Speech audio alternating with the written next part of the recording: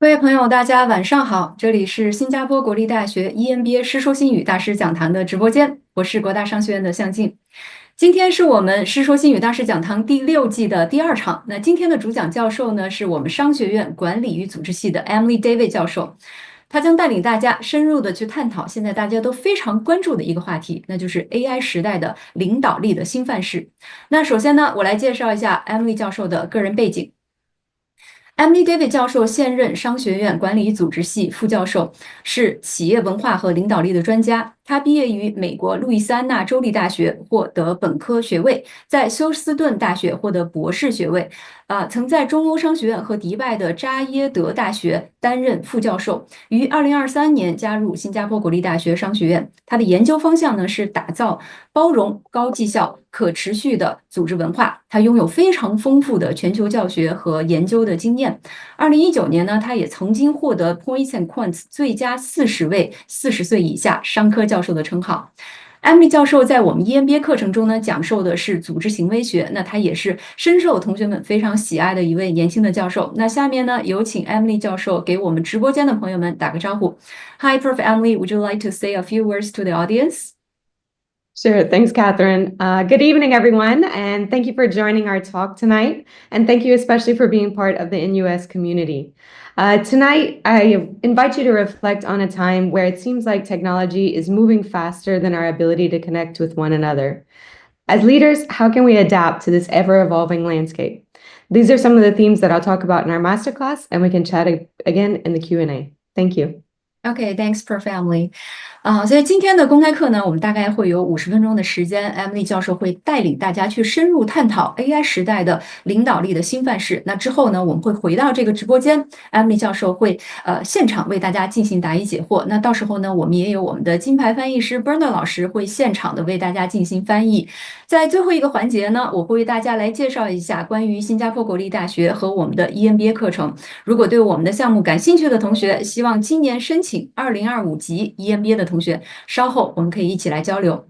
那接下来呢，请我们的导播小助手切入公开课的画面，我们一起开始今天的学习。我们待会儿见。Hello, everyone, and welcome to this NUS EMBAC Masterclass. I'm Professor Emily David from the Management Department here at NUS, and today I want to talk to you a little bit about the evolution of leadership over the course of the last several decades. When we think about leadership, at the start of the last century, leadership was one thing only. It was very much about one sole voice at the top of an organization that was very hierarchical. This voice was the one that made very specific tasks for everyone down in the hierarchy, and everyone knew what to do. They didn't question it, they didn't try and give input, and in return, they had very solid life employment, and they can enjoy a lot of different progression over the course of their career. Thanks to a lot of global trends, including globalization, technology advancements, and changing leadership styles and employee expectations, we find that the leader and follower dynamic is a little bit different from what we saw traditionally. So in this talk, basically, we'll start with a little bit of a historical refresher for those of you who might not be familiar with the science of leadership. And then we'll go through some of the trends that are happening right now that have impacted and are continuing to impact the way that we lead our employees in organizations. Following that, I'll end you with 4 different strategies that you can do to try and future-proof your leadership for the decades to come. Let's get started. When we think about leadership traditionally, a lot of people think of this traditional strongman tribal leader, right? This goes evolutionary back to our roots as tribal people, as people who had to stick together in order to survive all of the different threats that we had in our environment. But now this kind of leadership isn't really exactly what we need. Why? Because this type of leadership and very, very strong, strict hierarchies are things that help us to be more efficient. They help us to have uniform outputs, and they help us in times of warfare. But hopefully, we have a lot of years of peace ahead of us, and in the times of heightened technology and a constantly changing world, as we'll discuss in a second, this kind of top-down approach is no longer exactly the case. Traditionally, even in the times of organizations, we found that we had the person with the most expertise, the person with the most tenure, was the one that we looked to for guidance and leadership because they had seen every single kind of situation that could happen in our industry or in our organization. So they tended to have the answers that we were looking for whenever we were approached or kind of confronted by a new problem. But nowadays, things are changing so fast that this expertise isn't as valuable as it once was, right? We can no longer account that one person has all of the expertise, has all of the knowledge that we need whenever the technology itself is changing from month to month in a lot of cases that we see today, right? So we need much flatter hierarchies. We need much more communication because we need people who are closer to the actual customers, closer to the technology itself, informing the processes and informing the decisions that we make. But this isn't exactly new, right? So if we look back into our history, into the earliest times of leadership theory and research, we could see that there's some common elements that are emerging once again today. Right, so if we look back to the start of last century, right, the early 1900s, we had a scientist. Actually, he started as a mechanical engineer, and his name was Frederick Taylor. All right, so Frederick Taylor was one of the pioneers of something that he called the scientific management process. Right, so he said it's not enough for leaders to be going by their guts when they're making these decisions and structuring work. So his methodology involved going to the site, observing people doing the work, taking out timers and kind of going through and asking people about these, informal knowledge that they had. And before redesigning it to be something that had, again, very little wasted motions, and it was getting things done faster and more efficiently than ever before. People who were also on this train were people like the Gilbreths. This was actually a married couple named Frank and Lillian Gilbreth, and according to the same principles of scientific management as they did in their research and as they brought to the workplace. They pioneered the method by using what was really top technology at the time, which was this kind of hand cranked video camera that they did to observe the jobs that they were trying to study. So he saw that basically people had three modes. They had the normal mode of bricklaying, where you had to reach down every hour 125 times to grab a new brick and another 125 times to grab some mortar to be able to put it onto the wall. But basically, after observing and kind of documenting the motions that were required to lay bricks, they said, you know what, we can have a lot more efficient way of doing this if we bring the bricks and mortar up on scaffolding so that the people that are doing this work no longer have to bend over multiple times to be able to grab them. Right, so just by eliminating this one motion, they were able to lay over double the amount of bricks in an hour, and the efficiency was greatly increased. Right, so there was a lot of advancement of having this kind of scientific approach to work. But as you can imagine, if you're trying to imagine yourself as the bricklayer or as someone who has had their job redesigned by this process, there were also a lot of ethical implications that kind of emerged from this process. Even though the workers were kind of doubling what their output was, they weren't seeing anything extra. And on top of that, not only were their rewards staying the same, but also their jobs got a lot more boring. We see that this kind of scientific approach, a lot of the pushback was that it takes the humanity out of work itself. It makes jobs more boring. People become more siloed, and actually there was a lot of pushback to these kinds of studies. And the workers themselves would actually try and game the system and work purposely slow so that they didn't have these increases in expectations for how much they were supposed to put out.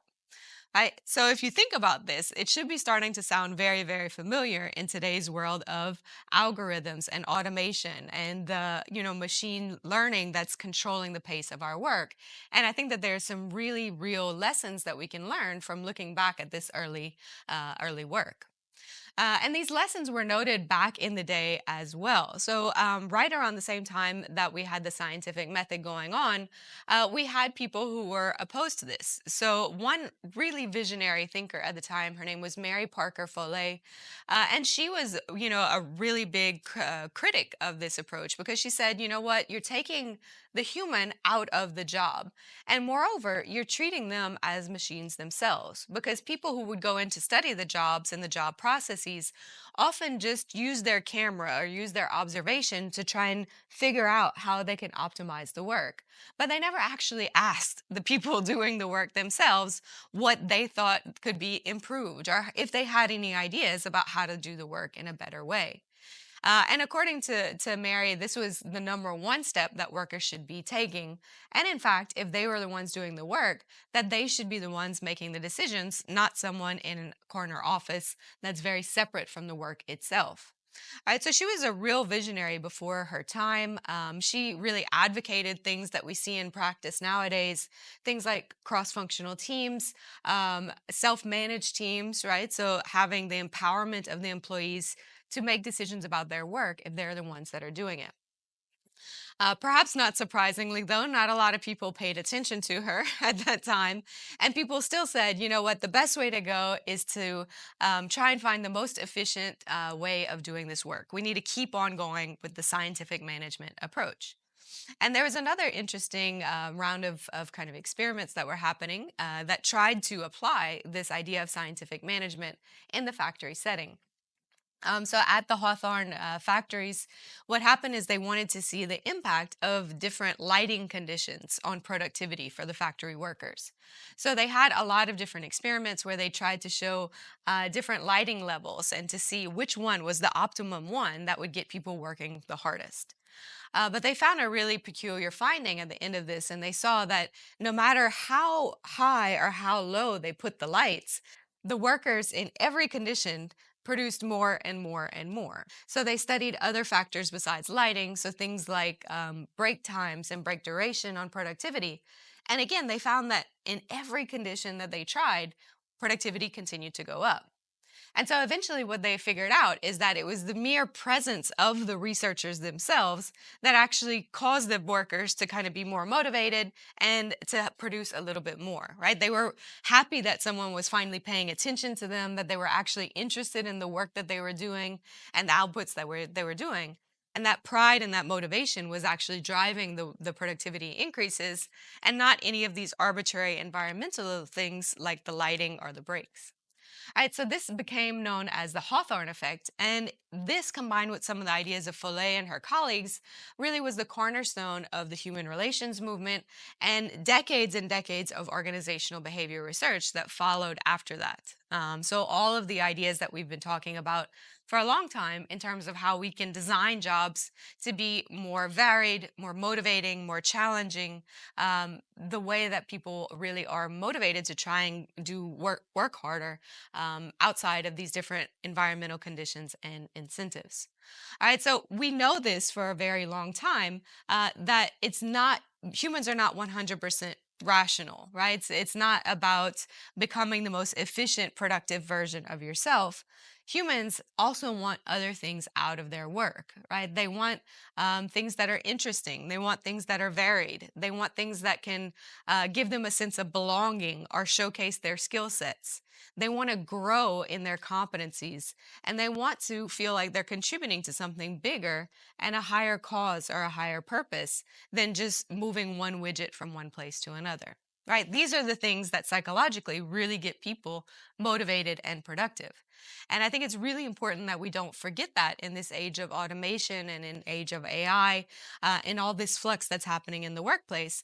Because there seems to be, if you look at some of the modern examples of Amazon and all these other workplaces, there's a little bit of neo-Taylorism going on where, again, we're worshiping at the altar of efficiency and we're looking at how we can just get people to go as efficiently and with as low variation as possible, but that's not really how humans work. So I think that there's some valuable lessons here, and that if we continue going down this path, we might find that we see some of the same outputs that were happening in this era. History is important. As they always say, if you don't know your history, you're bound to repeat it, right? And so it's important to start with some of these lessons because it's something that it seems like a new thing, but it's something that we've dealt with once before.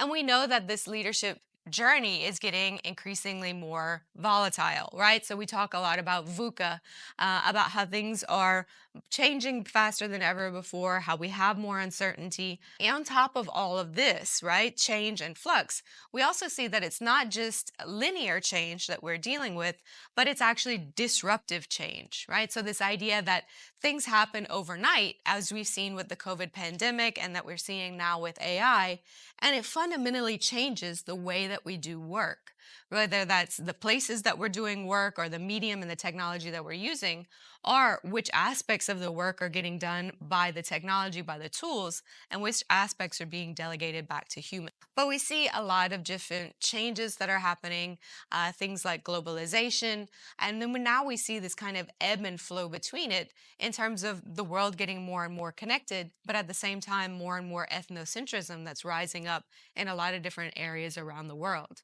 So we're always kind of dealing with these dueling realities, and it's becoming more and more difficult to be a leader, particularly of multinationals or global organizations. We see a lot of other trends. Technology, of course, is the one we talk the most about. But one that's really kind of relevant and kind of at the top of the news cycle are these changing ideas about diversity and equity and integration or inclusion initiatives, right? So, different definitions of what this means, different attitudes about it in different areas. And so, all of these things are always changing in terms of the priorities that we should have and the policies that we should implement.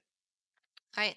At the same time, we're dealing with technology on a daily basis or a social basis that changes a lot of different aspects of the way we experience the world. Even things like news, which used to be, objectively one news that got reported to everyone. Now we have increasingly personalized news cycles. So this becomes kind of an echo chamber where we're only exposed to the same kinds of ideas that we already believe in, right? We're only exposed to the opinions of other people who tend to agree with us, making people more and more siloed, as we saw in our history lesson just a moment ago. All right, so there's a lot of very serious challenges that are happening, and at the same time, we see that we have more data points, more digital data points, and analytics that we can also use in our day-to-day lives when we're trying to deal with our people and our leadership. All right, so really, all of these changes do call, in some ways, for a new type of leadership, or at least new priorities for leadership. But as I'll argue several times over the course of this talk, I think that the fundamentals of leadership, particularly in the strategy or the ethos of human related leadership and empathy, these things have not changed. And in fact, I think that they're more important than ever. Right. So now we hear a lot about this idea that interpersonal dynamics are dead. Eventually, we're just going to be leaders that are managing a bunch of machines or AIs to do the work. And then it takes out all of this fluff or all of this unpredictability that we have whenever we're dealing with human beings. But I don't see that as being the case at all. And I'll talk a little bit more about this in a minute. But basically, I think that there are always going to be things that the technology excels at, and there's always going to be things that humans excel at. We're not getting rid of humanity in the workplace. And these kind of challenges, right? These realities that we're dealing with now make it all the more crucial that we have these kind of empathy competencies, that we're able to deal with change, deal with human emotions and fears in a better way because they are more heightened than ever before. So I think these social competencies and these traditional human centered leadership competencies are things that we should focus more on, not less. Nowadays, we accept change as a constant, right? And so we need people who are constantly adapting and helping other people to accept these changes and understand why they're happening and understand why they're necessary. So we need people, our leaders in particular, to be good change managers, to help communicate why these changes are necessary and what it means for each one of us as stakeholders. We no longer need tight controlling or micromanagement. This is kind of one of the fears I have when I see a lot of the modern kinds of ways of leadership or management, so to speak, where we have things like keystroke monitoring, or we have, eye tracking the movements, or we have these cameras everywhere, all these other forms of technology assisted monitoring that, in essence, are just other ways of controlling people.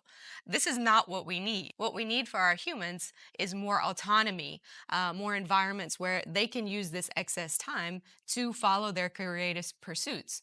And so in this way, we need our leaders to be facilitators, to be giving these kind of environmental and kind of climate-based resources that we need in order to facilitate this kind of creativity and innovation.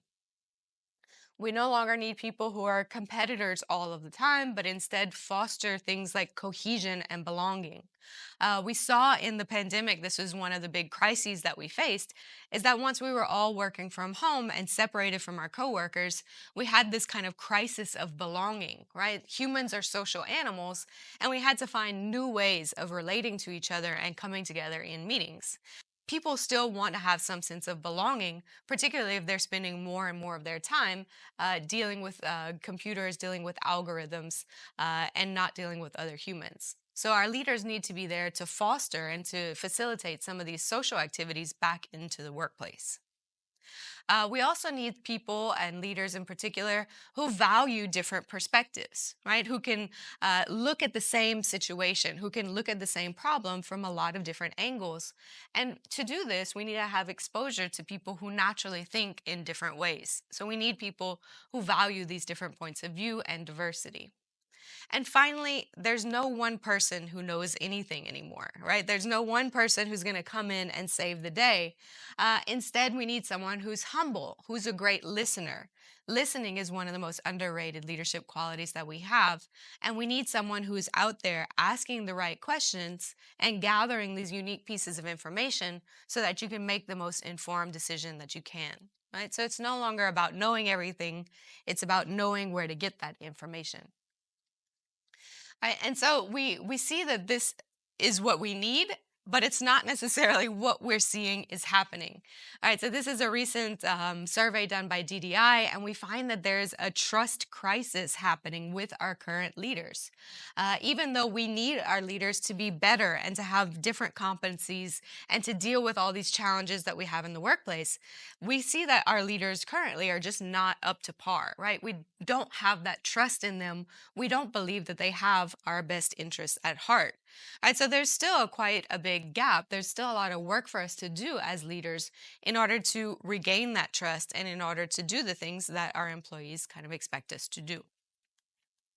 All right, and so what do we need to do, or what is this competency that we need in the modern era of work? One of the ways of looking at this is something called integrative complexity. And essentially, what this means is being okay with paradox. Having the true belief that two completely opposing points of view can both be equally valid. Right. And this is something that's very difficult because it goes against our nature. It goes against the way that our brains are formed as human beings. We tend to be socialized over the course of our lives, and even the way that our brains work is in terms of heuristics. There's right and there's wrong, right? There's good and there's bad. We have to look at all the data and then decide one way or another. This is kind of the way that we're used to going around things, but in such a complex world, we really need to be able to sit with these contradictions and understand both the big picture and the granular details, the short and the long term, and try and look at the same issue from multiple points of view, and not only see it from all these angles, but try and draw bridges or draw connections between these different perspectives, so that way we can find a third path that might not exist yet. Right? So, in an ever changing world, it's not about knowing the right way to go. It's about looking at it from different points of view. If this was my priority, or if this was my way of looking at the world, how would I see this situation? As an opportunity or as a threat? But what about if I had employees first? What about if I saw myself as the figurehead? Right? So, putting yourself in all these different shoes, all these different ways of looking at the world and looking at problems can help you start to see things in a more well rounded way, but more importantly, start to draw some of these parallels and connections that help you live with that paradox and help you try and forge new ways of going forward. All right, so this idea of reflection, this idea of perspective taking, and this idea of truly asking the right questions and listening are skills that are going to just grow in importance for our leaders. All right, so at this juncture, we've kind of revisited our history, right, to see what lessons can be gleaned from the past for our future reality. We've also talked about some of the current challenges that leaders are facing, even as things change on a day to day basis. And now I want to leave you with four key suggestions or strategies of how you can respond to some of what I think are the biggest trends that we see going forward for leaders. And these are basically learning how to lead across differences, right? So having a way to manage across people who happen to be different in different ways. This happens to involve personalizing work to accommodate these differences, but also to help motivate people and engage them in this crisis that we currently have of disengaged employees. You have to, of course, sharpen your AI acumen, and we'll talk about some strategies for leadership in the world of AI. And then finally, I think the key to all this is keeping humanity in the workforce, in your leadership style, and emphasizing and rewarding people for being human. Right, which sounds obvious, but I think that more and more, whenever I talk with leaders, it's something that's getting put on the wayside in all this frenzy and all this excitement about some of the technological advances that are happening in the world. All right, so let's take each one of these in turn. All right, so first of all, we're dealing and through the use of technology, it's very easy for us to have conversations with people all around the world.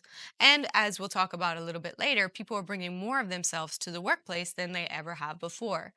So, as leaders, we have to get adept at managing across differences and trying to put in that extra work of how can we have in all these interpersonal conversations with people who don't share our background or maybe have different demographic variables than the ones that we have. We know from research that there isn't a straightforward good or bad outcome associated with diverse teams.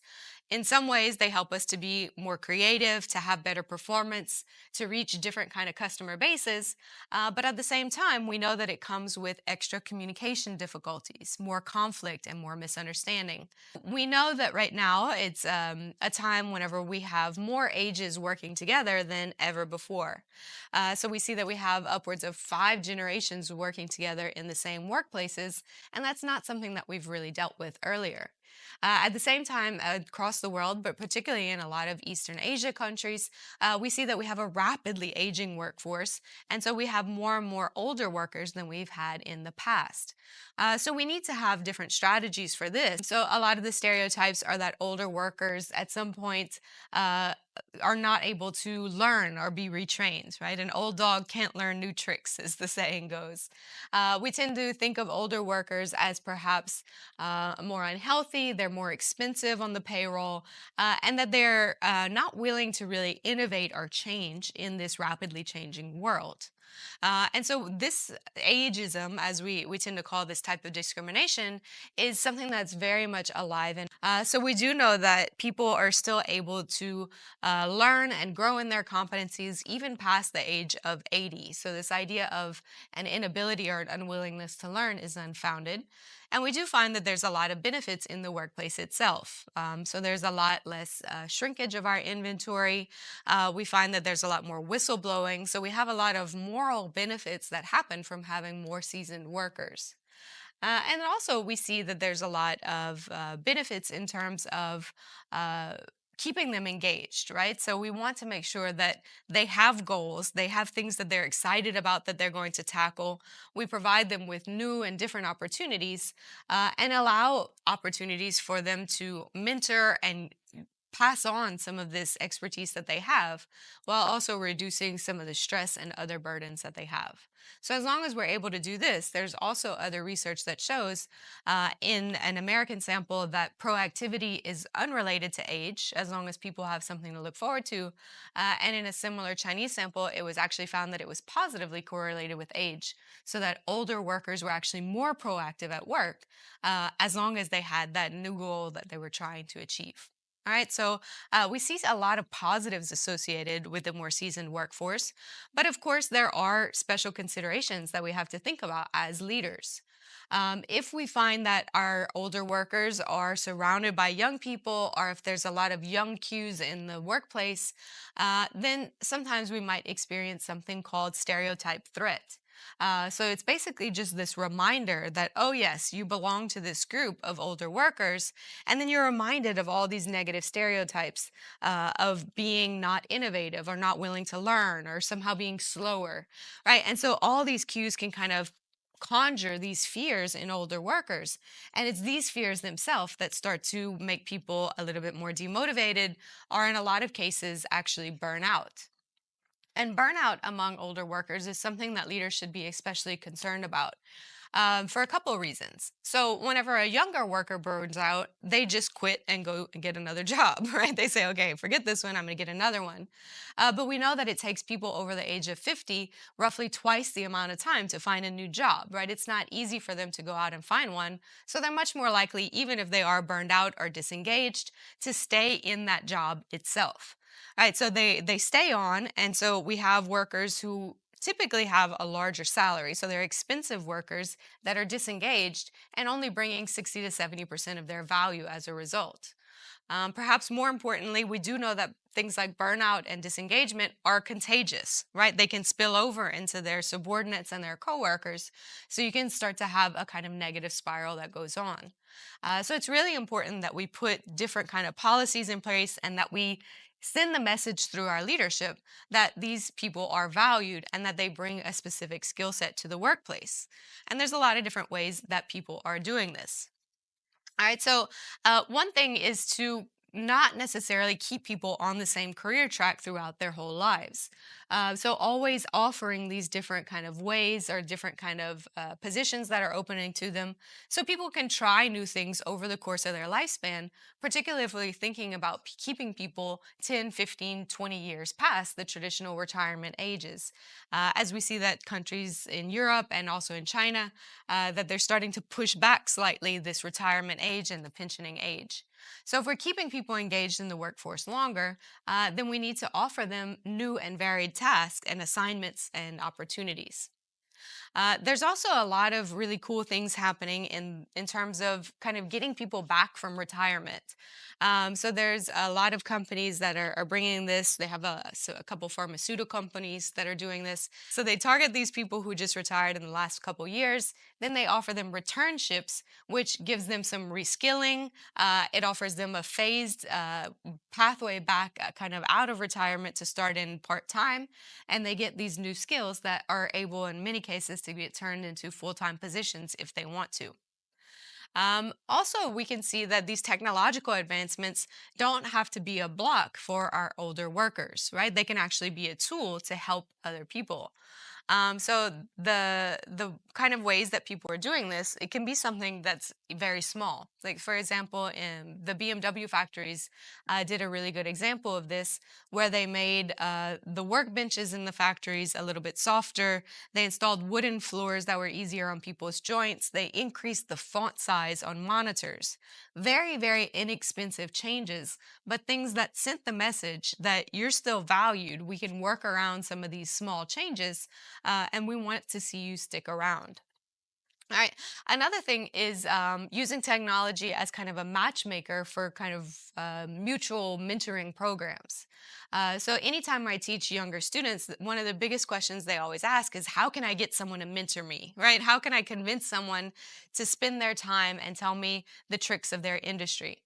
And so, a lot of times, if we have some kind of a matching system to where the younger people can help with the technology side of the workplace, and then the older workers can help impart some of their wisdom that they've accumulated over the course of their career, then it could be a real win-win. All right, so the big issue here is keeping workers engaged and even kind of reimagining the traditional career and retirement trajectory altogether. So typically, the big pushback of this is that the older workers are the ones that are the most expensive.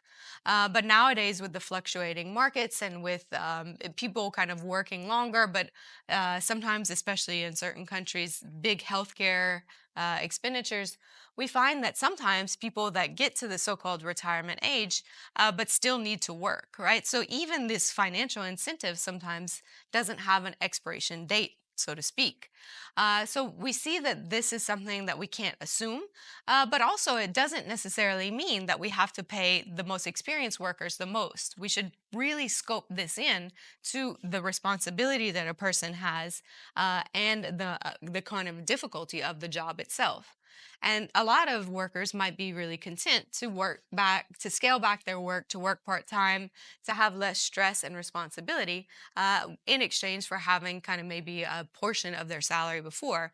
But still, they're able to keep engaged, to keep their minds active, to keep socially in touch with other people, and to stave off some of the boredom and health complaints that we see of people in retirement. So, this is just one aspect of managing across differences. But as a leader, it just reminds we have to sit there and say, okay, what are my actions? What are my policies and practices saying, or what kind of messages are they sending to my employees? And am I sending the message that you're valued and we value this expertise and we're willing to make accommodations and changes? Are you willing to disrupt your ideas of how you lead and the ways that you design jobs in order to accommodate different kinds of people? And I think to the extent that we can do this, then we're going to keep the top talent, regardless of where they are in their life cycle or regardless of what kind of strengths that they bring to the workplace. All right, so this is one trend that I think is important. So, this idea of kind of altering the way we think about work or kind of coming up with different paradigms or ways of working for older workers could also be expanded, and I think should be expanded to the workforce as a whole.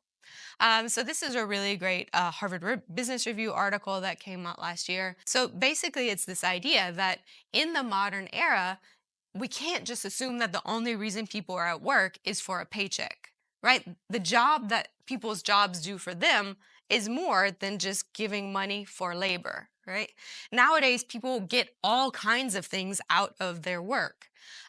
Work for a lot of people, and it's going to be something that's very individual. But for some people, it might be an interesting puzzle to solve. It might be fixing something that's broken. It might be a place where they can socialize and be around their friends and belong and feel as part of a tribe or part of an elite team. What we get out of work differs a little bit, and people have different priorities when it comes to different aspects of this. And so this kind of movement basically says, why do we have these cookie cutter, one size fits all job descriptions and job titles and responsibilities? If so much is being disrupted right now, if so many of the tasks are being automated already, we're already having to redesign and rethink about what jobs humans are going to do.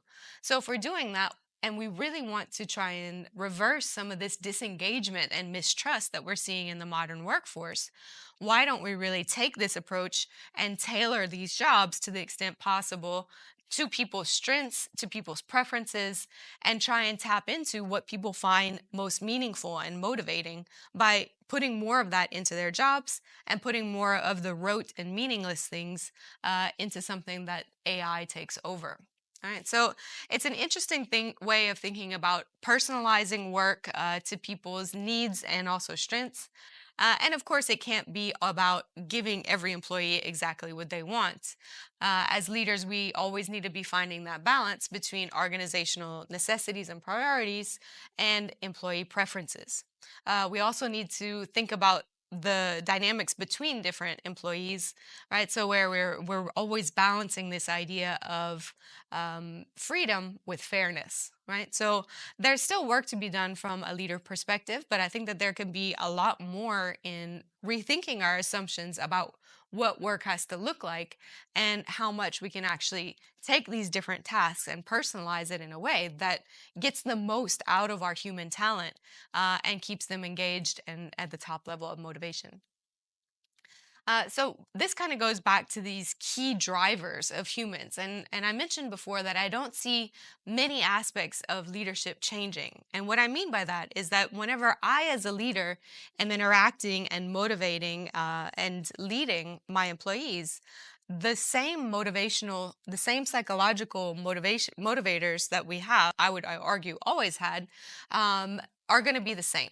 right? People are driven by the same things. And these are the chance to belong, right? The chance to have these social contacts and to be part of a tribe. To also have some kind of unique value to showcase that you do something special that other people couldn't, right? You bring something special to the table.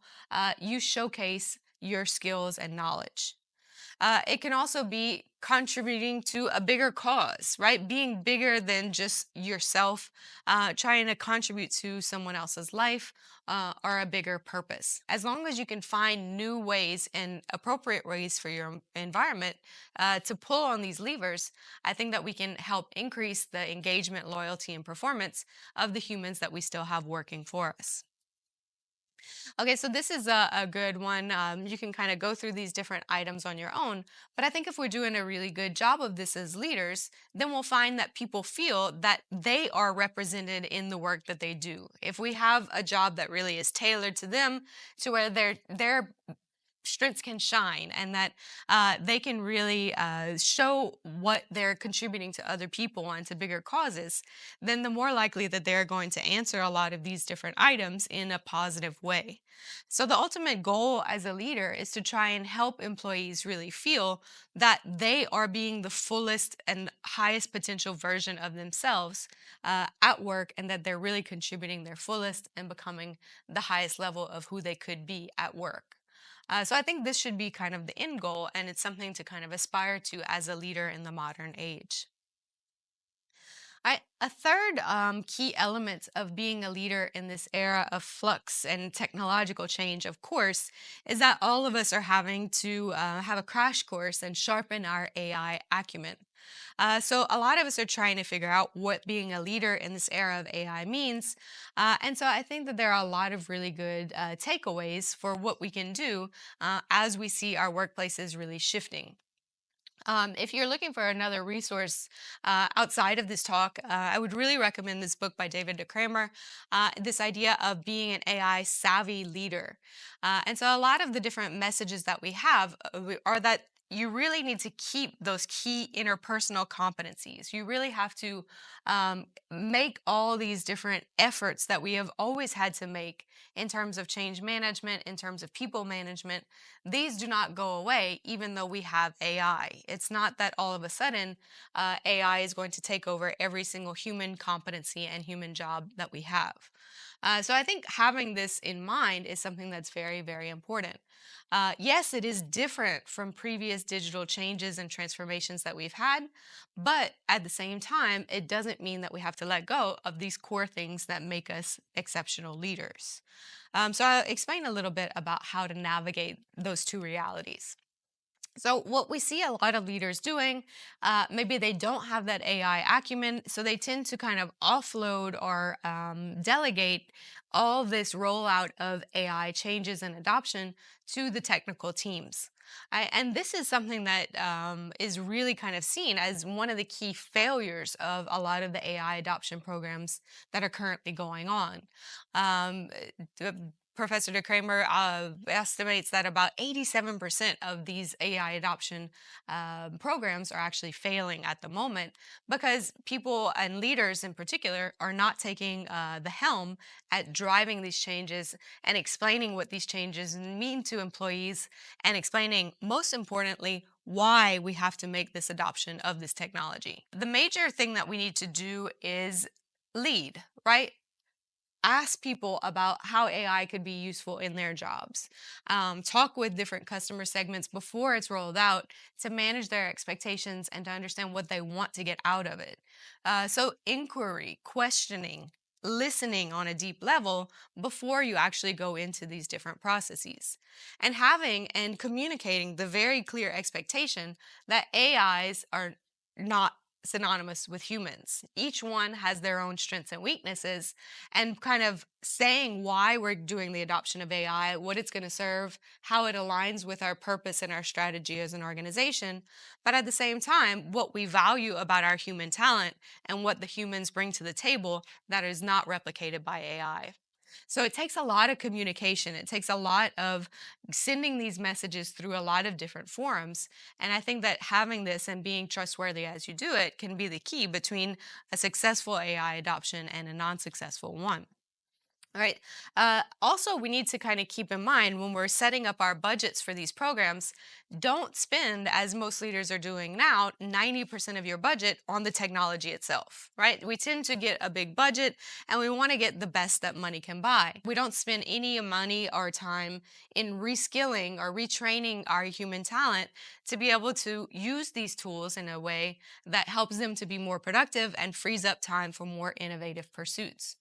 All right, so there also needs to be a message, and I think this is really important because humans are naturally very afraid and fearful more than any other technology of AI because it is an identity threat to us, right? So, more than any other technology, there's this fear of replacement, there's this fear of diminishing the thing that we bring to the table, our own unique value. That AI is second and humans are first. So, having a very human centric message both in terms of the humans that you're servicing, in terms of your customers and the community, and in terms of your other stakeholders, like your investors and your employees. So we have a lot of research coming out of in US right now. So Professor Sam Yam is really at the forefront of this in our department. A lot of research of how employees and leaders are learning to work with AI and what are some best practices.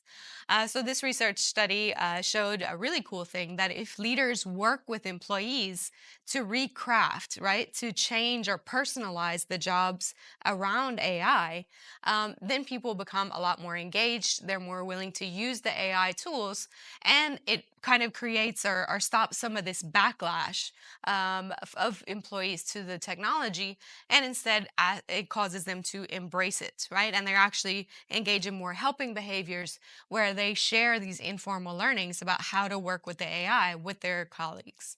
All right. Another thing that's important here is the leader themselves, right? Because employees naturally mistrust AI and similar technological tools and automation, right? Because of this fear, this threat that it has to our own cognition and our own value as humans. But this is compounded so much more if they also don't trust you as a leader, right? So establishing that baseline of trust firsthand before you go into any of these rollouts is paramount because if people don't trust you, they're certainly not going to trust whenever you bring in a new AI system. They're not going to trust that you have their best interests at heart or that you've even thought about what this means for you, for your work, and for your livelihood. Right, so authenticity, trustworthiness as leader, these kind of cornerstone. This is not very new in terms of leadership, but we find that it's even more important. And the research is starting to come out to kind of corroborate this, that making sure that you're setting this, that you're showing your employees that you're benevolent and that you're competent and that you have thought about their interest is even more important to allow people to embrace the AI. Right.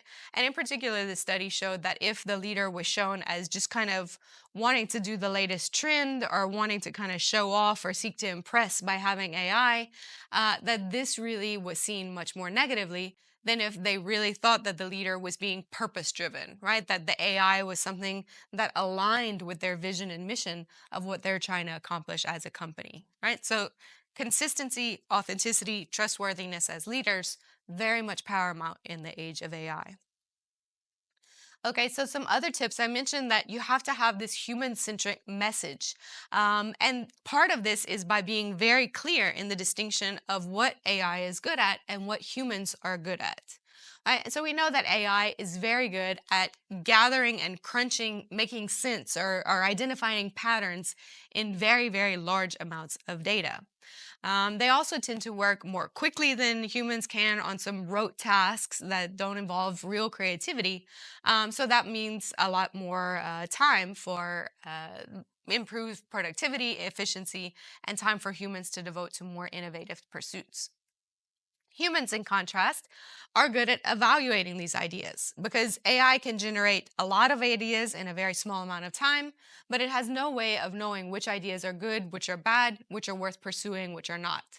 This judgment is where humans come into play and why we still need human, not only leaders, but also employees on the other end.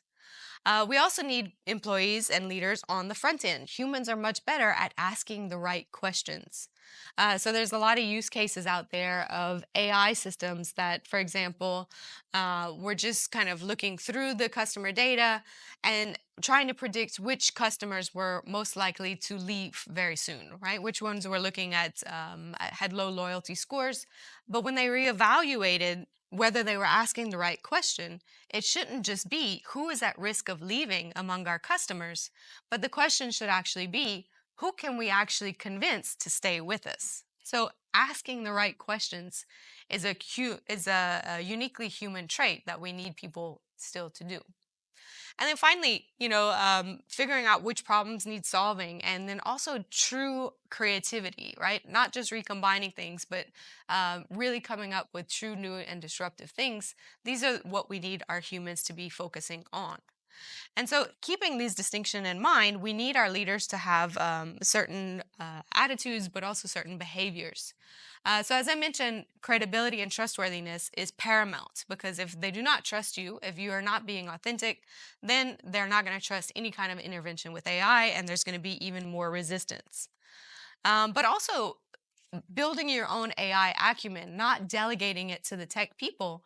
You need to know at the very basic level, even if you don't understand the inner workings of how the technology functions, you need to know why this is aligned with your strategy, how it's going to help you meet those ultimate goals that you have set for your company, and how it affects each and every one of your stakeholders.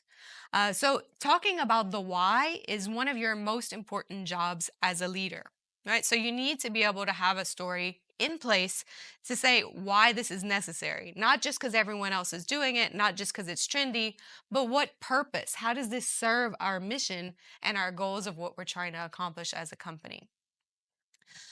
So you need to also really make an effort to champion your human talent. Make sure that in this area, whenever we're reaping these rewards of excess productivity, that we are also sharing this and championing it and making sure that we're including humans that remain along the way. So to this extent, especially with all the emotions and with the threat emotion that the humans are going to be facing, you need to put in extra efforts more than you would have before to really kind of showing how much you value the inputs that they're having and to show that your support and your priority is still with them. The one of the ways that you do this is by asking employees, the people who are actually doing the work, to help design how the AI is going to be used. How can we use this tool to make your job better, easier, more efficient? Right? They are the ones that do the work, and so just like going all the way back to the Taylor studies of before, um, it's not about looking from afar and trying to make a guess or a judgment about how we can put AI in. Why not go to the ground floor and start talking to people and ask people to co-create how they're going to work with AI and how it can help them to do their job better? Also, providing ample support and resources, making sure that there are training available so that people aren't as fearful, that they feel confident in the use of being able to employ it. And then always having a human, and this is important, not a chatbot, but a human that people can go to very easily to voice any concerns about the AI decisions that are being made or output that's happening. So you always want to have open channels of communication to where you can get that feedback about how AI is being deployed or some of the output before it becomes a bigger problem. All right, so another thing that you should start to do as part of your role as the chief communicator is not only explain why the AI is necessary, but show that you've thought about how it's going to affect each and every one of your stakeholders. All right, so have a story prepared that you've thought about how this is going to change the way your customers interact with your website or with your process, that you've thought about how this is going to change your employees' day to day lives, and you know how that's going to impact them. So you need to kind of show that you've put the effort to think about the impact that this will have, and that you've perspective took from a lot of different angles, and really communicate that you've have their needs in mind, right? That you are kind of considering their best interests. You also need to kind of show different sample scenarios that are relevant for people's jobs so they can start to envision the way that it would be used and how it might actually help them and make their work go a little bit better. Also, you want to make sure that you prepare your customers before this rollout, and also make sure that you're not letting the machine drive the pace or drive the process of work. Even though we can use the algorithms to help make things a little bit more efficient, you can't assume that people are going to become more machine like. I think that to the extent that you can add some human quirks and preferences into the algorithm itself, you're going to have a lot more better collaboration between AI and humans. So there's a lot of different use cases. So rather than having the algorithm determine when humans can take a break, let the humans decide whenever it is that they feel they need a break. Remain some kind of autonomy in that system. Another thing is about variability. Humans naturally don't work at the same pace 100% of the time, right? Sometimes we work harder, sometimes we work slower, right? This natural variability is part of being human, and it should be worked into the systems that we have. Because sometimes, we have other things going on in our lives, but also this downtime can sometimes help us to be more creative. If we have that time to pause and reflect and take an extended break, sometimes that's whenever we have our aha moments that help us tackle a problem or come up with a new solution.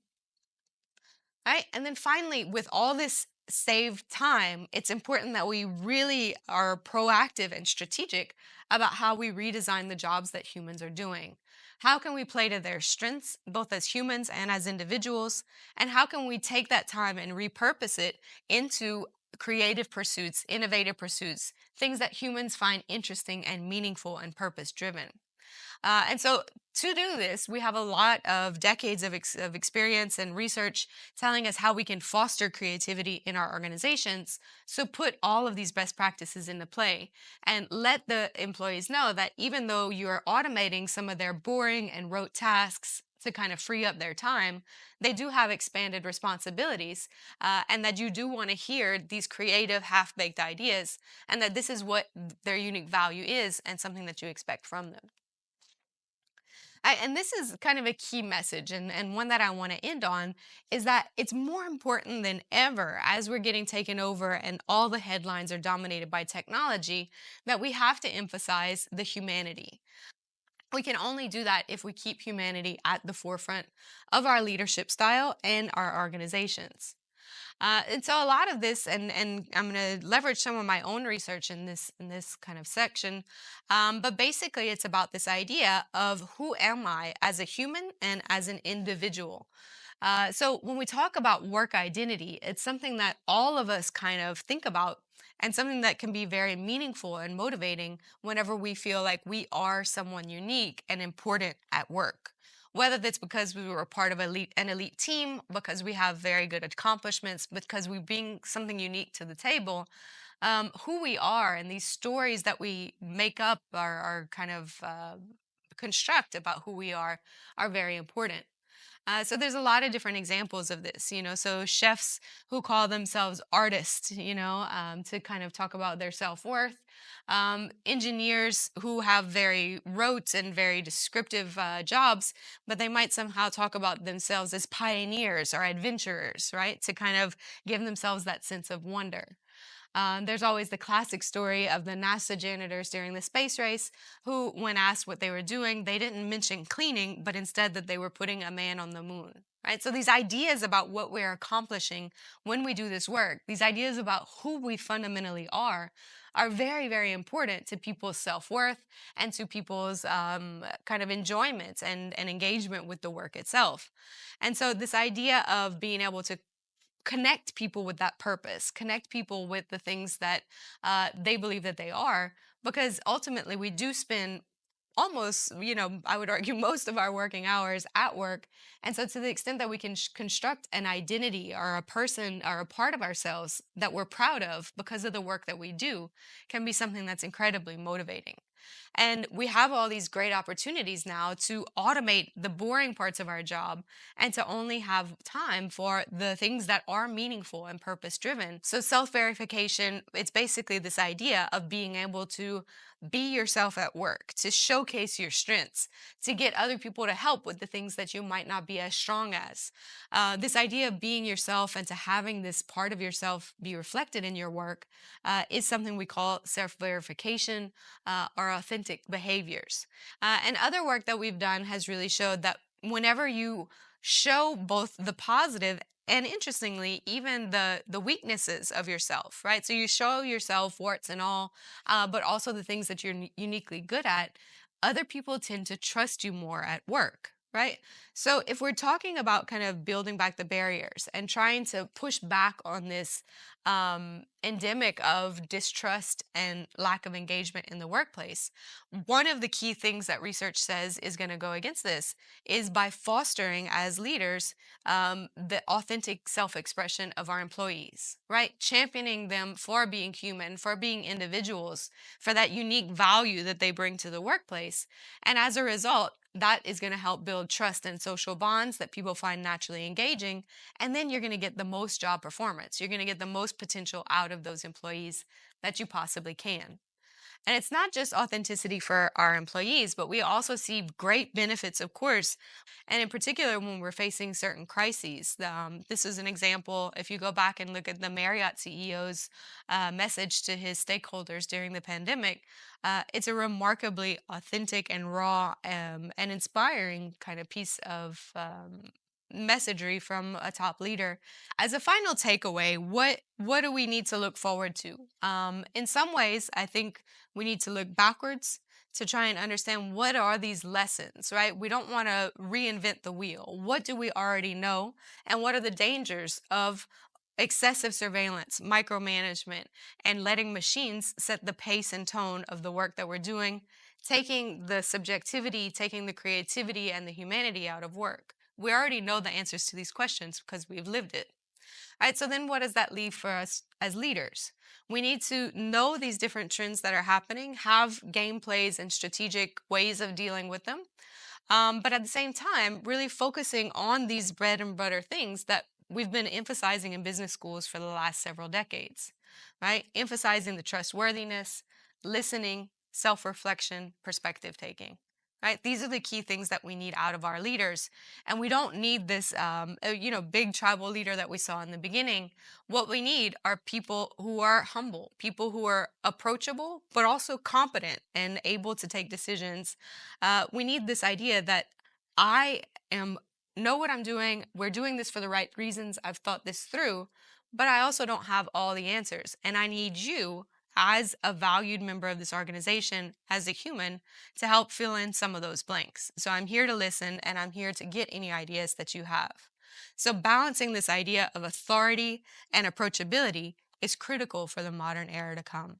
So in a lot of ways, we think about the tech acumen, we think about all the strategies and the decisions we have to make, but the number one thing that is getting lost in the wayside, and the thing that I think is most important during this transition, is remembering that our number one job as leaders is to have that empathy, to be in touch with the emotions our employees are experiencing, to make those real human connections. This is exactly where our value is and what we need to put the most of our attention. All right, so this is the end of my talk. We'll open it up for Q&A at the end, but thank you all for your attention.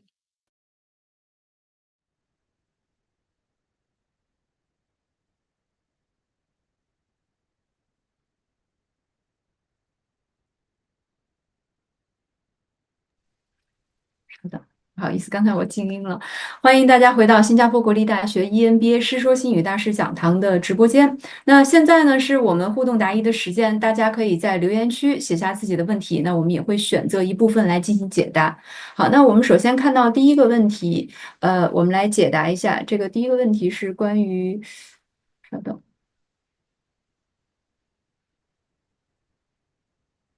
翻译一下哈，第一个问题是关于我来念一下这个问题哈。So I'm going to read the first question. 人工智能提高了工作效率，但是我们不得不裁员，那这带来了很多的冲突，如何找到平衡？那我们刚才还有看到一个类似的问题啊，我也在这里念一下。AI 正在重塑职场，那提高效率的同时，也让很多的员工担心自己是否会被取代，甚至对变革产生了一些不安或者抗拒。那在这样一个快速变化的时代，您认为面对 AI 带来的不确定性，领导者应该最关键的职责是什么？他们应该如何去调整领导方式，让团队既能安心，然后同时也能保持信心和成长动力？那请 Emily 教授来回答一下。Maybe Bernard, you need to translate first. Yes, let me translate the questions first. The first question is AI improved the working efficiency, but we have to lay off some employees, which brings many conflicts. How do we find the balance? And there's a similar question. AI is reshaping the workplace, enhancing efficiency while also raising concerns among employees about job displacement and uncertainty. In this rapidly changing era, what do you believe is the most critical responsibility of leaders? How should they adapt their leadership style to help teams embrace technology while maintaining confidence and motivation for growth? All right, thank you. It's a great question, and I think it's the one on the top of everyone's mind right now. The truth is, and we see this coming out in the research, that even more so than other technological advances, employees are reacting with a lot of fear, a lot of anxiety to the implementation of AI in the workplace. 那非常感谢这个问题啊，这是一个非常棒的一个问题。我想大家每个人的心中呢都有这个疑问，但是真相就是我们看到研究中呢多次表明，除了对于科技的这个进步，员工有展现出很多的这些恐惧或者是焦虑之外，AI 呢在工作场所的实现也同样带来了这些恐惧与焦虑。And I think the biggest thing that we need to remember is the biggest thing that we need to do as leaders is to have empathy, to show that we've thought about how it's impacting everyone, and to really communicate and over communicate why we're doing this. How does it line up with our mission and vision? How does it help us to reach our overall goals? And if it comes down to layoffs, to be transparent that these things are coming. 那我觉得作为领导者来说，最大的一个事情就是要我们记得，我们要展示这种同理心，去显示说我们知道啊，对每个人所带来的影响是什么，然后把它清楚的传达出去。我们为什么要这样做啊？我们怎样与我使命和愿景达成一致？同时呢，如何来让我们达成总体的这个目标？最后呢，就是如果有人会下岗呢，我们必须要非常的透明，告诉他们未来是什么样子。And just to do it, to get it done as quickly as possible in one go if you can, and then to really overemphasize to the people that remain their value, to recognize that AI has certain benefits and certain strengths, whereas humans have other strengths that can't be copied by AI, including asking the right questions and making good judgments and true creativity. And then working with employees, not only to get feedback on how AI is being implemented and any problems that are happening with it, but also how you might reshape their jobs once we get rid of some of the boring and rote things that AI is now taking care of. So I think empathy, listening, and having those open communication are the key skills that we need to have during this time. 所以呢，我们其实如果有人要下岗的话，我们就要快速的，是吧？不要拖泥带水，然后一次性把它都做完。那么，然后就是尽可能的去向剩下的人强调说他们的价值是什么，让他们认识到说人工智能肯定是有一些好处，也有一些优势的。但是我们人的话，也有其他的一些个优势，是人工智能是无法替代、无法学到的。比如说，我们可以问正确的问题，是吧？做出好的判断，还有真正的这种创造力。所以这些是我们员工所需要的。不仅仅呢，我们要获得一些关于怎样使用 AI、怎样实现 AI 的一些反馈，同时呢，我们也要知道怎么样用它去解决问题。所以这个时候，他就让他们剩下员工的这个工作重新的重塑出来，然后我们把那些无聊的这些枯燥的工作呢，把它们去掉，用 AI 来完成。所以我想呢，谈到同理心，谈到注意的倾听，而且呢，要有一种开放性的这些沟通，这些都是我们作为领导者现在所需要的技能。Okay, finished. 好，谢谢 Prof. Emily 的回答，非常有意思啊。好，那我们现在看第二个问题，是关于这个全球化的问题。我来念一下这道题哈，是我们在全球化的过程中遇到了很多管理的挑战，比如说文化冲突、人才流失或者本地化的失败。那现在如何更好的去管理不同文化团队的背景，不同文化背景的团队？请 Emily 老师来解读一下。The second question is that in the process of globalization, companies face numerous management challenges, such as cultural conflicts, talent retention, as well as localization failures. How can organizations effectively manage teams with diverse cultural backgrounds to foster better collaboration and success? Okay, yeah, great question. Well, leading diversity, leading across differences, this has always been a challenge and probably always will be. But I think there's some interesting nuances now that we are in the era of AI. Some of it makes it more complicated, and some of it actually helps to smooth over some of these differences. 我觉得这是一个非常好的一个问题啊。谈到多元化，谈到这个文化的背景多样性，这一直以来都会是一个挑战，也永远都会是一个挑战。但是呢，我觉得有一些有趣的小的细节，特别是在 AI 人工智能的这个时代来说，它可能会让事情更复杂，有一些呢也会让我们把这些差异呢慢慢的把它压平。So keeping this in mind, I think some things that we can consider or things that we need to do as leaders, first and foremost, is to remain flexible and adaptable and to keep open communication channels. So recognizing that there are cultural differences in how people like to be led, and adapting to that. But also embracing some of the tools that AI offers us. So we have translation tools. We can have real-time feedback systems on the conversations that we have over Zoom or over video calling. Now we have automatic note taking so that everyone's aligned on the same page whenever we're working across borders. So there's a lot of advantages to this time, but the biggest thing, as I said, remaining adaptable, keeping open communication, and having a global approach, not mandating things down from the headquarters, but instead having a global organizational culture, but letting the local constituents adapt and be flexible and respond to the market as they see fit. 我们还是要记得，是吧？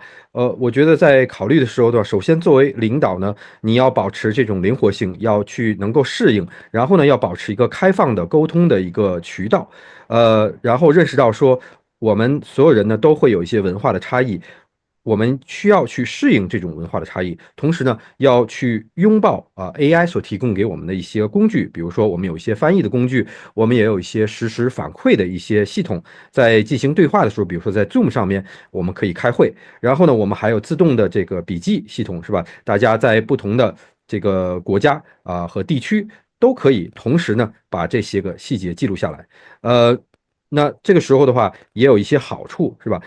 就是我们要保持这种韧性，保持这种这个适应性，保持开放的这个沟通。在一个全球化的这个时代，我们还是要保持我们叫做 global 的这样的一种方式，不是说所有的东西都是自上而下从总部传达下来，而是说保持全球化的组织文化，然后再让地方的这些机构呢去接纳，去比较灵活的针对他们的市场做出反应，适合于当地市场的东西。Okay, thanks, Prof. Emily. 好，谢谢 Emily 教授的分享哈。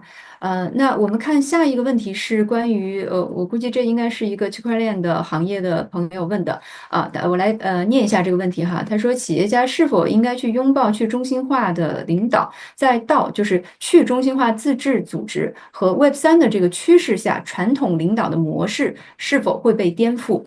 好，我们请Emily 老师来解读一下。I think the next question was raised by someone from the blockchain industry. So the question is, should entrepreneurs embrace decentralized leadership with the rise of DAOs, decentralized autonomous organizations, and Web3?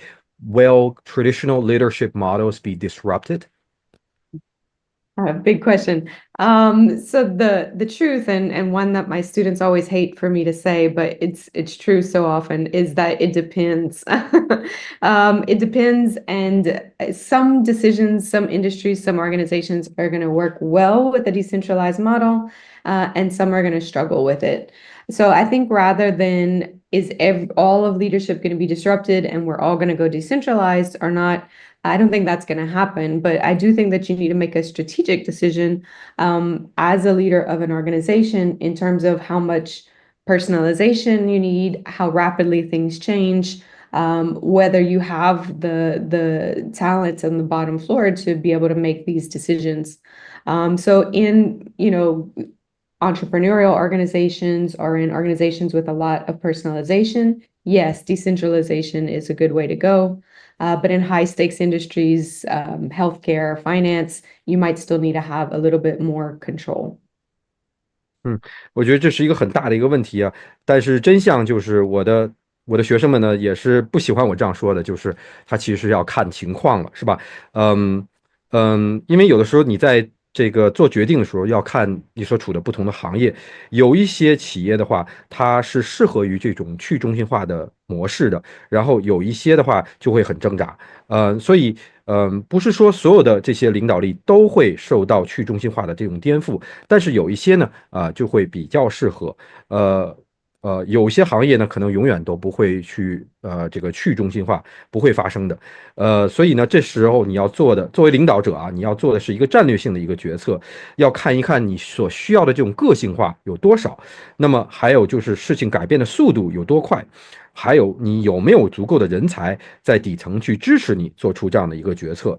所以这种创业组织啊、企业家组织，它其实可以有很多的个性化。那么这个时候，去中心化就是一种很好的方式，来服务于它。那么对于某些这个代价比较高的行业，比如说卫生行业啊、金融行业啊等等，你需要更多的控制，就不能够去中心化。Perfect, Emily, you finished? Yeah, that's it. OK，好的，谢谢 Emily 老师。OK，那我们接下来再来看另外一个问题啊，这也是一个非常有意思的。这位朋友问到说，他刚才用的是英文，但我把它翻译过来，因为现在其实我也是同时在用 ChatGPT。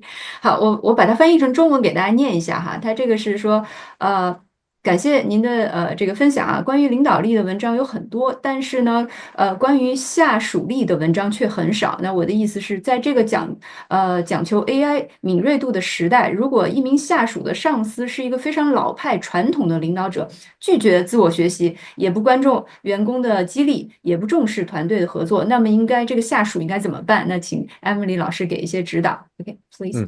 Well, the next question is that there are many articles about leadership, but there are very few about subordinateship.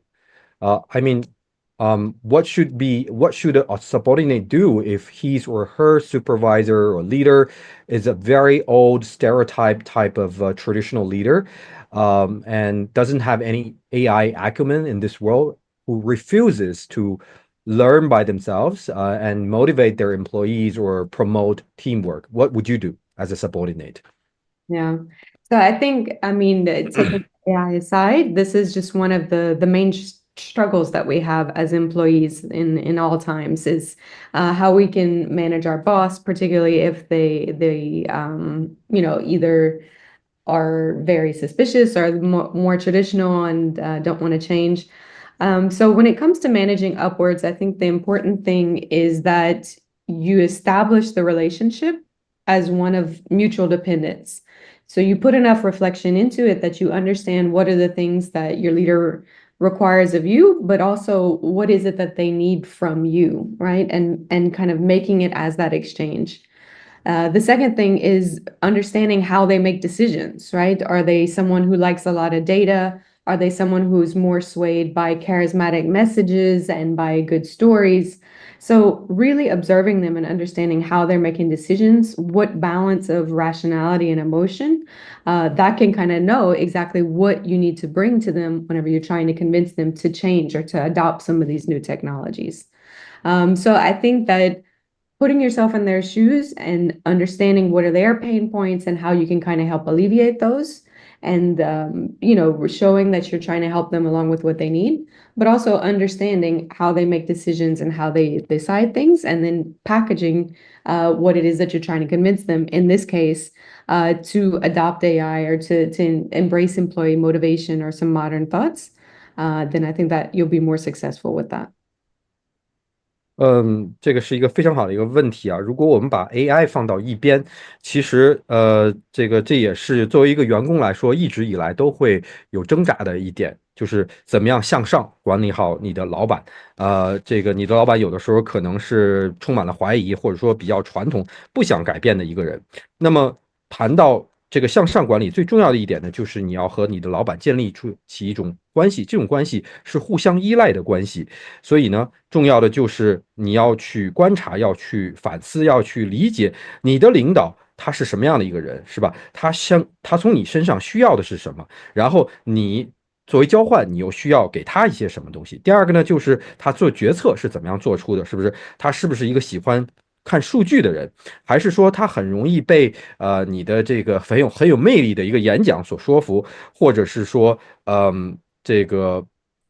或者是说你能够给他讲故事，然后把他说服。所以这就是说，你要说服到的话，比如说接受一些新技术，你就要从他的角度去理解哪些东西对他是重要的，怎么样能够帮助到他，然后展示给他，帮助到给他所需要的这个东西。那么理解他们怎样做决策的话，这时候你就要去把你的这个信息进行一个包装，是吧？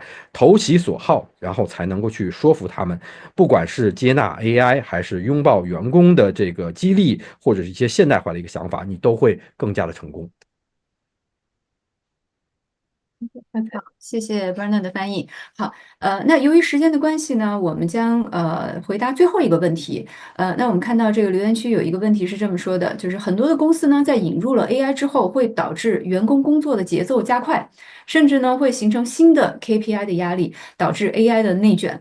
那企业应该如何去确保 AI 提升效率的同时，不让组织去陷入这样无止境的一个竞争呢？那我们请 Emily 老师给我们一些解答。有请 So, Bernard。due to the time limit, this is going to be our last question. The question is, the introduction of AI often accelerates work pace and creates new KPI pressures, leading to what we call AI-induced burnout. And how can organizations ensure that AI improves efficiency without pushing employees into a state of endless competition? It's a great question. And I think this is where my message of keeping humanity at the forefront is so important. Because ideally, AI should be used to take the boring, the rote work out, create more time for this innovation, not create this endless pressure to make people go faster and faster. Some practical ways to do this is just not focusing on time or on output in terms of quantity as the ultimate KPI, but instead thinking about a bigger idea of what you're trying to accomplish. Ultimately, is it about customer satisfaction, not just number of customers that are served? So make sure that you're really looking at that impact, not just speed or quantity. Also, you just want to really put some humanity back into the algorithm. So humans are not rational, like I mentioned in the talk. We have fluctuations, and this is normal, and it's actually helpful for creativity. So making sure that the algorithm allows for that. And then also just asking your employees, and then just kind of putting some of these human quirks back into it. So there was one use case where they noticed that they had suggestions about the most efficient way of packaging a box, but the humans still preferred to always use the largest bins rather than the bin that was the size of the product. So once they actually let humans do their preference and use the large bin every time, they found that ultimately they ended up being more productive anyway. So listening, putting the humanity back into it, and realizing that the KPI should not just be about time, but about the ultimate impact that people are having. 非常好的一个问题啊。我想这个我的答案呢，就是把人性是吧放在最优先的一个位置，这个是非常重要的。因为使用人工智能呢，它其实是要把那些比较枯燥的事情呢，把它去掉，然后通过创新呢，来给你创造出更多的时间。时间呢是用来做创造性的工作，而不是去无休止的给人们压力，让他们越来越快的这种工作。所以呢，一些实际的方式呢，就是不要关注于时间或者是产出，而是设定一些不同的 KPI。比如说，你要关注的是，要取得的一些更大的成果，一些更大的一些个想法。最终呢，影响我们的是客户的满意度，而不是说有多少客户我们已经服务了。所以你要确保说，你要看一看这个影响力是什么样子的，而不是速度，也不是数量。那我们也想要把人性呢放回到算法里面。人性有的时候呢，大家都知道是不太理性的，我刚才也有在演讲中提到了。所以人呢是有一些个波动的，这是完全正常的。它对于创造力来说也是十分有帮助的。所以你要确保说，算法它要把人性融入其中。所以有的时候你要问一下员工，是吧？他们想要的这个特质，想要的这种感觉是什么样子的？然后把他们的这个建议融入到这个算法之中。比如说，我给你举个例子，最有效的这种包装一个盒子，可能已经设计好了一个多大的一个箱子就可以做到。但是呢，人在包装的时候总想要一个更大的一个箱子来进行包装。你会发现呢，把人放进去之后，他们的工作效率会更高啊，产出的这个生产力也会更高。所以听一听人性，然后把它这个放入到你的 KPI 里面，而不仅仅是关注于时间，因为最终的影响力才是我们要的。那谢谢 Barna 的翻译，谢谢Prof Emily。那我们觉得在 AI 的这个赋能的帮助下，希望我们的工作变得越来越效率越高，而且呢也让这个世界变得越来越美好。那由于时间的关系呢，今天我们的互动答疑就暂时告一段落。Prof Emily，so before we close this Q&A session, would you like to say your last words to the audience? Yes, so just in closing, thank you all for coming tonight. I hope that you think a little more intentionally about the rollout of AI, and remember that our leadership skills are now more precious and valuable than ever. Thank you. 那最后呢，我来总结一下，谢谢大家来参加今天晚上的这个活动。我希望呢，能够大家在 AI 推出的时候有更多的一些个想法。永远要记住，我们的领导力的技能呢，现在其实比任何的时候都更加的宝贵，更加的有价值。谢谢。Okay, thanks, Prof. Emily, for your very insightful sharing. And I believe the audience have benefited a lot from your lecture today. And thank you so much. Have a good evening. And thank you, Bernard, for your translation. 谢谢 Bernard 老师，谢谢 Emily 老师。好，谢谢。我们的 Q&A session 暂时告一段落。那接下来呢，我会为大家来介绍一下关于新加坡国立大学商学院和我们的 EMBA 课程。那现在我来分享一下我的屏幕。好，大家可以看到吗？好，那接下来呢，我会大概花15分钟的时间给大家来分享一下关于国大和我们的课程。那说到国大呢，我们不得不提一下我们的所在地，就是新加坡。新加坡作为连接东西方的桥梁和进军东南亚的桥头堡呢，具有很多得天独厚的优势。比如说，新加坡的轻商政府，它的人才和资本也是非常的密集，它的营商环境是非常好的。我们知道它的企业所得税和个人所得税都是相对比较低的，尤其对华人来说呢，这里70%都是华人，所以呢，我们看到有越来越多的华人企业家，他会选择把新加坡作为他们全球化的第一站，在这里设立总部，拓展全球市场。在这个不起眼的小红点上呢，我们也孕育了一所亚洲排名第一的世界级的百年名校，就是新加坡国立大学。新加坡国立大学呢是成立于1905年，是一所全球非常知名的百年名校。今年呢，我们也迎来了国大120周年的校庆。国大的前身，它在英国殖民时期的时候是一所医学院，那现在的国大呢，已经是一个有16个学院的综合性的研究型大学。除了这16所学院以外呢，我们在全球各地还有20多个海外院校，我们说 NUS Overseas College 和 NUS Enterprise，我们是遍布世界各地。那国大的这个创新生态呢，为我们各个院系的学生去提供了很多国际化的实习机会，去提供创业辅导、共享办公，对他们的创业项目呢也会进行孵化或者加速，提供融资服务，所以提供了非常多的这种社群支持。那在过去的20多年呢，我们有4000多位的国大的学生，在这个生态系统中创造了超过1600多家的初创公司，孵化了10多个独角兽企业，累计融资也是超过了35亿新币。这几年国大的排行榜呢，在世界大学的排行榜中都有非常亮眼的成绩。那今年最新的2025年 QS 全球大学的排行榜中呢，国大是连续第7年蝉联了亚洲第一，全球排名是第8。那这个在历史上呢，也是第一个亚洲院校挤进了全球前10的这个榜单。那这张图呢是全球前20的一个榜单基本上都是以欧美院校为主。除了大学的排行呢，我们在专业学科上有19个专业也是排名全球前10。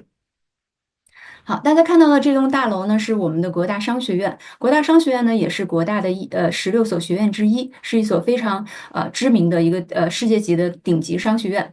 我们国大商学院呢，也是最早通过美国国际商学院协会 AACSB 和欧洲质量发展认证体系 EQUIS 这2大世界级的顶级权威认证的学院之一。我们商学院呢，根据学科的研究领域分成了7大科系，分别是会计系、分析与运营系、金融系、管理与组织系、市场营销系、房地产系和策略政策系。好，接下来呢，我们来看一下我们的最强大脑，就是我们的教授师资团队。国大呢有152名全职教授，他们是来自全球26个国家。国大商学院的教授在他们的各自的学术领域呢，都是代表了非常顶尖的，可以说是世界顶尖的这个学术水平。我们学校的老师呢，他也是有一个很大的一个特点，这个也是区别于中国大陆的商学院或者是欧美的商学院的特点，那就是国际视野，融汇东西。大家可以看到这张图哈，大家可以看到，就是我们的老师可能是不同的肤色、不同的种族，也有不同的信仰，来自不同的国家。但是呢，他们可以把最好的西方的最前沿的学术理论和东方的历史文化、人文风俗或者本土的商业案例去完美的做到结合，可以真正意义上做到国际视野，融汇东西。好，那接下来呢，我们来看一看我们的 EMBA 课程。新加坡国立大学呢，在1997年开设了亚洲第一个 EMBA 硕士学位。那我们也非常自豪的呢，我们是全球第一家开设针对华人企业家颁发 EMBA 硕士学位的院校。在最新的排行榜中呢，我们在2024年 QS 全球 EMBA 排行榜中 ，QS 对全球200多所大学的项目进行了非常综合的一个排名。国大 EMBA 呢是排名全球前14，这个在全球前20的这个榜单中，我们是唯一一个跻身欧美顶尖的名校中唯一一个亚洲本土的院校。那很多朋友可能也会问哈，你们项目到底有什么特点？那简单来说呢，就是国际化。我们现在最新的 slogan 呢叫 "Give it to the world"， 通往世界的窗口。那我们希望去致力于帮助华人企业家出海，帮助他们全球化，为我们的学员去打通一个通往世界的通道，在这个平台上去系统的去学习，拓展全球视野，帮助有理想的华人企业家去实现他们的全球理想和抱负。那从课程上是怎么体现的呢？来跟大家分享一下，我们的课程呢，学制是2年，总共是10个学段，每2个月呢，同学们会从全球各地飞到新加坡来，在国大商学院上课，大概是8天到10天的8天到10天。那从早上8点半到晚上6点半，全天沉浸式的上课。我们的课程呢，有一半是中文上课，还有一半呢是英文上课。那英文上课的时候呢，我们配有同声传译。整个课程呢，我们是有核心课程和选修课程，10门的核心课程和几十个的选修课程，大家修满了64个学分就可以毕业。毕业的时候呢，是授予新加坡国立大学工商管理硕士学位。那我们再来看一下我们的课程设置，2年的课程呢是分成4个模块。我们说道、心、识、气，就是信其道、明其心、义其实、利其器。在这个课程体系中呢，我们精选了10门非常核心的课程，我们会帮助大家全面系统的去梳理商业管理知识，帮助大家去搭建一个非常有体系的知识架构。那除了这10门核心课程以外呢，我们还有几十门中英文的选修课程，包括新加坡本地的选修课，还有我们这个英国、美国的海外学段，还有我们的海外交换项目和 GNAM 全球进入项目。那每年呢，我们也会根据当下最前沿的一些商业话题去开设新的选修课，供大家来选择。我们说读万卷书，行万里路，最好的学习呢，就是与一群优秀的同学去看世界。在我们课程中呢，最重要也是最受欢迎的一个模块，就是我们的欧美的海外学段。虽然呢它是选修课，但是呢这个也是大家最不愿意错过，也是最令人期待的学段。我们的英国学段呢是在剑桥大学，那今年呢我们同学会去到牛津大学。大家知道这2所大学是世界上最古老的2所大学，那他们呢也是全球高等教育的标杆。那也是西方传统文化的一个象征。那我们的同学呢，会在这样传统的校园里面会上课4天。那上完课之后呢，我们还会给同学们在学院的大礼堂里面为同学们去举办一场非常隆重的仪式感满满的结课晚宴。感受完英国传统历史文化的厚重和底蕴之后呢，接下来我们来看一看热火朝天的科创圣地，就是硅谷。那这是我们另外一个非常经典的海外学段，就是美国学段。我们的同学呢可以选择美国斯坦福的课程，或者是加州大学伯克利分校的课程。我们会邀请最顶级的学者和科学家、创业者和投资人去给同学分享当下最前沿的科技商业知识。除了上课以外呢，我们还会去参访一些知名的大厂，比如说 Google、Microsoft 或者 Intel 这样的非常知名的科技巨头，或者是创业公司，让同学们去感知当下最前沿的科技脉动，去感受硅谷的创新精神和自由精神。那我们还有一类选修课呢，我们叫exchange program，就叫全球进入项目和海外交换项目。首先第一个来介绍一下这个全球进入项目，叫 GNAM EMBA Global Network Week。那我们的联盟，这个联盟下面呢，大概有30多个联盟院校，都是最顶级的商学院。那每年的6月呢，这个联盟学校会给我们的同学提供一个为期1周的交换学习。那我们今年的6月，我们的同学大概会有30多位同学，他们会去到美国的耶鲁大学、英国的牛津大学、德国柏林的欧洲管理学院、瑞典斯德哥尔摩的经济学院等等非常知名的名校去进行一个1周的交换学习。除了这个 GNAM 的社交周的这个项目以外呢，我们还有一个海外交换项目，就是 Overseas Exchange Program。国大商学院呢，与5大洲25个国家60多所非常顶尖的学校进行常年的 MBA 的交换学习，所以呢，被选上的同学呢，可以有机会去到这个学校去参加1门课的交换学习，所以这种体验是非常国际化和丰富的。好，说完了我们的课程呢，我们来看一看我们的同学和校友。好，今年呢，我以我们最新的2024级，就是我们去年入学的这些同学来看一看我们优秀的同学都是怎样的背景。我们去年呢，大概有7000多的预报名和咨询的朋友，来自全球23个国家。那我们从众多的预报名的申请人中筛选出10%，然后邀请他们进行申请。那最后呢，只有117位的同学加入了国大。那本届的同学平均年龄是42岁，女性学员占到了36%。从他们的学习背景来看呢，大多数同学都是有本科以上的学历，他们的教育背景都非常的好。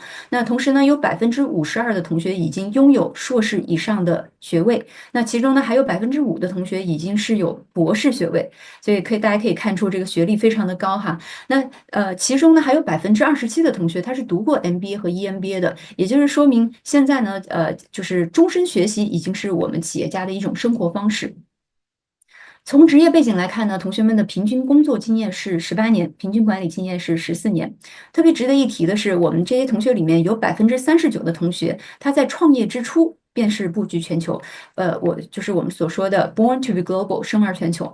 那其中呢，还有57%的同学是正在出海，或者是已经出海。好，从他们的总体的职业背景来看呢，有80%的同学他们是企业的掌舵人，也就是企业家。那20%呢是职业经理人，但是所有的同学呢，在大概是97%都是在自己的公司里面是核心决策层。好，如果我们从地域分布来看呢，我们的同学是来自23个国家和地区，41个城市。那我们的同学呢，除了新加坡，还有来自中国大陆、日本、韩国、台湾、香港、马来西亚、印尼、泰国、澳大利亚、新西兰、美国、英国、荷兰、德国、法国、沙特阿拉伯、阿根廷、肯尼亚、尼日利亚、刚果金、赞比亚、莫桑比克的同学，所以说是非常的国际化和多元化。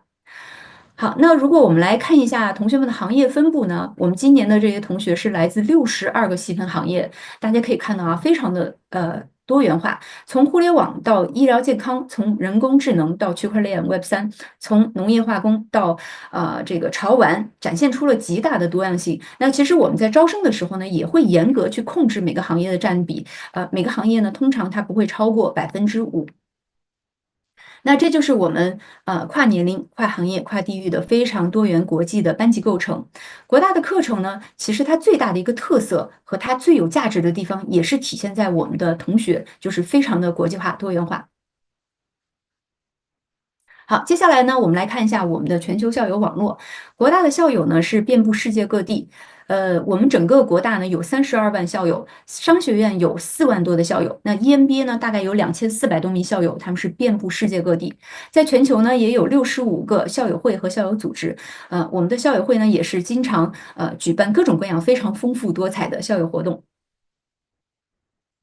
好，说了这么多啊，大家可能非常的好奇，申请条件是什么？那现在呢，简单为大家介绍一下我们的申请条件。首先呢是本科以上的学历，工作要满8年，要具有5年以上的管理经验的企业家或者是职业经理人。如果有全球业务或者是已经出海的企业家呢，我们会优先考虑。那刚才大家也看到哈，我们的预报名这么多，去年有7000多人，那最后录取的其实也就100多位。大家可能刚才非常好奇啊，你们的筛选标准是什么？你们到底看重什么样的潜质？那这其实呢，也是我们面试的时候很多的申请人会问到我们的问题。那这里呢，为大家来分享一下，除了评估这个申请人他的基本条件以外呢，我们会根据我们现在项目新的这个定位，就是我们是帮助全球华人企业家去实现他们的全球梦想。那我们会重点的去评估以下3点。首先，第一点就是全球布局。那我们要看这个申请人和他的企业是否已经在全球开始布局，或者说他创业一开始就布局全球，属于 global native。那第二点呢，就是高成长、高潜力。那我们要看这个申请人和他的企业和他所在的行业是否具有高成长性和高潜力。那我们现在呢，我们开玩笑说，我们是用 VC 的投资逻辑在招生。那录取的每个同学都是我们非常看好的高潜力、高成长性的投资项目。那第三点呢，就是学习能力和学习态度这个申请人他是否具有非常好的一个学习能力和持续学习的习惯是非常重要的。因为大家知道啊，国大是出了名的学术严谨，所以这个学习要求非常高。那国大 EMBA 的社交属性是相对较弱的，所以我们这里呢，比较注重大家的学习能力。那我们也希望，无论是多么优秀的企业家，当他进到国大的时候，我们希望他是以一个做回一个学生的心态，以一个空杯心态来学习。那与此同时呢，我们还会对这个申请人的个人的综合素质和价值观进行一个综合的考量，去评估这个申请人是否具备我们所说的国大气质。我们今年呢也推出了2025级新生奖学金计划，来鼓励在各个行业有杰出成就或者有杰出贡献的新生。所以呢，如果您希望去进一步了解我们的奖学金，欢迎添加我们招生老师的微信进行详细的咨询。那接下来呢，我为大家简单介绍一下我们这个申请的流程。首先呢，如果您对我们项目感兴趣的话呢，把您的个人简历或者一个个人的介绍发给我们，进行一个预报名，我们会进行一个初步的评估。符合条件的申请人呢，我们会邀请他们在我们的申请系统上去正式的提交一系列的申请。那我们会根据您提交的这个申请的材料，会进行进一步的审核和背景尽调。那通过审核了之后呢，我们会安排做一次预面试，然后再安排做正式的入学面试。那因为这2年申请人非常多，所以呢，不是所有提交申请材料的同学呢都可以拿到这个面试的机会。那在面试之后呢，我们 EMBA 的遴选委员会会根据每一个申请人进行一个横向的比较，会进行遴选讨论，决定是否被录取。那在最后呢，大概会在1到2个月的时间之后呢，我们会公布录取结果。接下来我们团队呢会协助大家来进行入学注册、签证的申请、入学的体检等系列的入学的准备工作，迎接今年9月的开学的到来。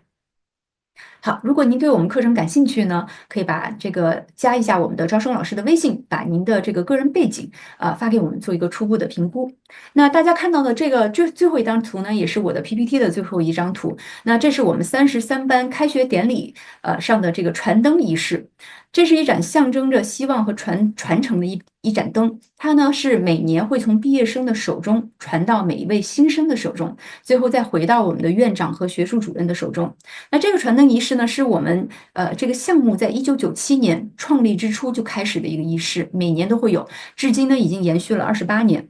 我们的学术主任付强教授曾经说过，我们这个项目是力小而任重，志短而谋大，所以我们项目的使命呢，是希望去打造一个全球华人企业家的精神家园，希望在这个充满不确定的时代，我们希望化作一束光，像灯塔一样去为大家照亮前行的道路，为大家带来光明和希望。所以呢，非常欢迎志同道合的朋友来申请国大 EMBA。